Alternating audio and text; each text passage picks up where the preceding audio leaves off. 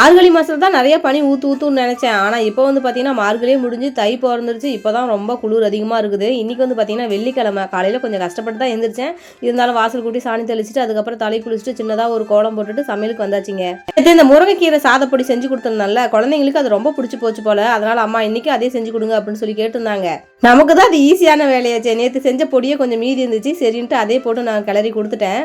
குழந்தைங்க இந்த மாதிரி அம்மா எனக்கு இது செஞ்சு கொடுங்க அப்படின்னு சொல்லி கேட்டாவே எனக்கு செய்ய ரொம்ப ஆசையாயிடும். அதுவும் இந்த மாதிரி ஈஸியான வேலைனா யாருக்கு தான் பிடிக்காது. சாப்பாட்டு வேலை தான் ரொம்ப ஈஸியாக முடிச்சிட்டாங்களே. அவங்களுக்கு வந்து பார்த்தீங்கன்னா இந்த சில்லி மாதிரி கொஞ்சம் ரெடி பண்ணலாம்னு சொல்லிட்டு ரெடி பண்ணியிருந்தேன். காலிஃப்ளவர் ஆல்ரெடி வீட்டில் இருந்துச்சா, அதை நல்லா கட் பண்ணி சுடுதண்ணில் போட்டு க்ளீன் பண்ணி எடுத்துட்டு அரிசி மாவு, கார்ன்ஃப்ளவர், கடல மாவு, இஞ்சி பூண்டு பேஸ்ட்டு, உப்பு, அது கூட காரத்துக்கேற்ப மிளகாத்தூள், கொஞ்சமாக சிக்கன் தூள், சிக்கன் மசாலா இருக்குல்ல அதை சேர்த்துட்டு தேவையான அளவுக்கு தண்ணி ஊற்றி நல்லா பரட்டிட்டு எண்ணெயில் போட்டு பொரிச்சு எடுத்துட்டா சூப்பரான காலிஃப்ளவர் சில்லி ரெடி.